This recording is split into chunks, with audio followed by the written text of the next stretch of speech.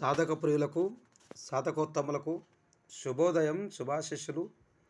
ఈరోజు నిధి దర్శన మంత్రం. ఈ నిధి దర్శన మంత్రం అనేది యక్షిణీ మంత్రాలలో కూడా నిధి దర్శన మంత్రాలు ఉంటున్నాయి.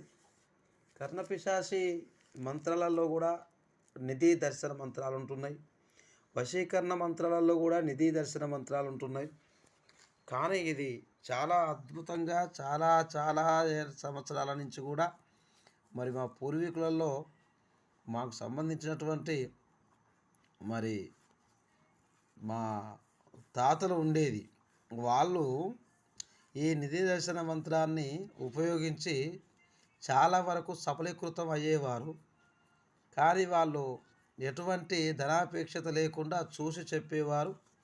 వారి యొక్క ఆ రోజు అనాది కాలంలో ఉన్నటువంటి వాళ్ళ యొక్క మరి జ్ఞానం ఉపయోగించుకొని మిగతా వాళ్ళు చాలా వరకు లాభాలు చేకూర్చుకునేవారు. మరి వీళ్ళు ధనదాహానికి పోకుండా వాళ్ళు ఏమైనా శాస్త్ర పరిజ్ఞానం గురించి ఆలోచించేవారు కనుక మరి చాలా అద్భుతమైన మంత్రం అనేది ఈనాటి కాలం వరకు కూడా వాళ్ళు ఆ రోజు కాలంలో గ్రంథాల నుంచి చదివి సేకరించుకొని మరి మన వరకు కూడా ఈ మంత్ర సంపదని మాకు కూడా ఇవ్వడం జరిగింది. కనుక ఈ నిధి దర్శన మంత్రం అనేది ఇది ఎమ్మటే మా దగ్గరికి వచ్చి నేర్చుకొని కాగితం మీద రాసుకొని పోయి 2-3 రోజులు చదువుకొని కూర్చుంటే నాకు కనబడతలేదు స్వామి, నిధి కనబడతలేదు అంటే కనబడదు. అట్లా దీనికి సంబంధించి విధి విధానం ఉంటుంది. గురువుగారి సమక్షంలో గురుముఖత మంత్రాన్ని ఉపదేశం తీసుకొని పోయిన తర్వాత దీనికి ఉన్నటువంటి నియమాల ప్రకారంగా నిష్ఠతోటి పరిశుభ్రంగా ప్రతిరోజు సాధన చేయాలి. సాధన చేస్తే ఇది ఖచ్చితంగా మీకు స్వప్న సిద్ధి జరుగుతుంది. ఏదో ఒక రూపకంగా మాకు సిద్ధి అయినట్టు ఎట్ట తెలవాలి స్వామి అంటారు కొంతమంది. కాబట్టి సిద్ధి అయినట్టుగా ఎలా తెలవాలి అంటే పుస్తకంలో ప్రతి మంత్రానికి ఒక విధి విధానం ఉంటుంది. మరి ఆ విధి విధానం ప్రకారంగా మనం చదివి ఇన్ని రోజులు చదవాలని ఉంటుంది. అన్ని రోజులు చదవాలి నిష్ఠతోటి. చదవడం ద్వారా అన్ని రోజులు కరెక్ట్గా చదివితే ఆపకుండా అది మంత్రం సిద్ధించినట్టే. ఎందుకంటే దానికి ఇన్ని రోజులు చదివితే మంత్రం సిద్ధి అని ఉంటుంది కాబట్టి అన్ని రోజులు చదవాలి. చదివితే సిద్ధి అయినట్టు. దాని నిదర్శనం అంతే ఇక. కాబట్టి దాని చదివే విధానం ఉంటుంది. మరి ప్రయోగ విధానాలు ఉంటాయి. కొంత పూర్వజన్మ సుకృతం కూడా ఉండాలి.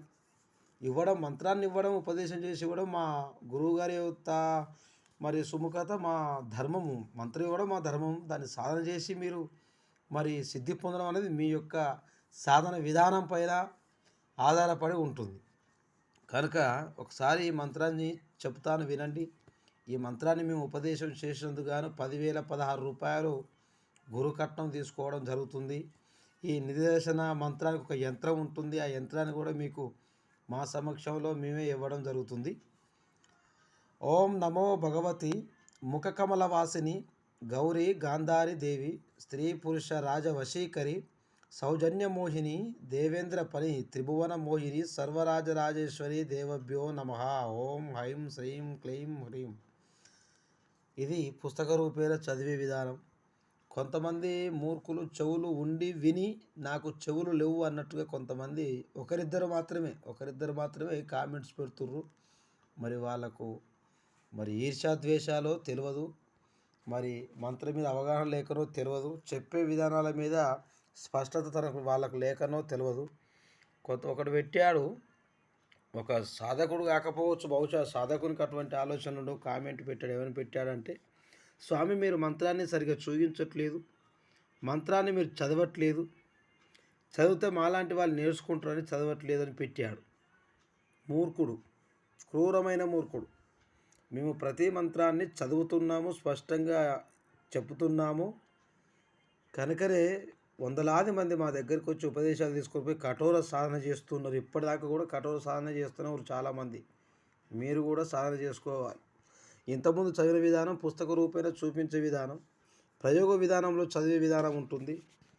ఓం నమో భగవతి ముఖల కమలవాసిని గౌరీ గాంధారి దేవి స్త్రీ పురుష రాజవశీకరి సౌజన్యమోహిని దేవేంద్రపరి త్రిభువన మోహిని సర్వరాజవశీకరి ఓం శ్రీం హ్రైం క్లీం శ్రీం హోం రాజరాజేశ్వరి దేవభ్యో నమః. ఇలా ఉంటుంది ఉచ్చారణ విధానం. కాబట్టి సాధక ప్రియులు దయచేసి ప్రతి అక్షరాన్ని కూడా అర్థం చేసుకుంటూ తన మనసులో భావించుకుంటూ అర్థాన్ని సాధన చేయాలి. తర్వాత మీకు ఖచ్చితంగా దర్శనం ఇస్తుంది. దీని యొక్క చేసే విధానము 1008 సార్లు జపం చేయాలి. తరువాత ఎక్కడైతే మనకు నిధి ఉందని చెప్పని చూడమని పిలుస్తారు. మనకు అనుమానం ఉన్న చోట ఏం చేయాలంటే మల్లెపూలు తీసుకొని ఆవు పంచకం ఒక కుండలో పోసి ఆవు పంచకం మల్లెపూలు వేయాలి. వేసి అరగజం గుంత తీసి ఆ గుంతలో పాతి పెట్టి మల్లెపూలు ఉంచాలి. మల్లెపూలు పెట్టి ఒక 24 గంటల తర్వాత పోయి చూస్తే ఆ మల్లెపూలు అలానే ఉన్నాయనుకో ఆవు పంచకంలా అక్కడ నిధి ఉన్నట్టు 100%గా. వాడిపోయినాయి అనుకో అక్కడ నిధి లేనట్టుగా మరి శాస్త్రం అనేది ఘోషిస్తుంది. ఇది చాలా పురాతనమైన గ్రంథాన్ని సేకరించబడిన మంత్రం ఇది, మా పూర్వీకుల మంత్రం ఇది. కాబట్టి సాధకులు మరి మా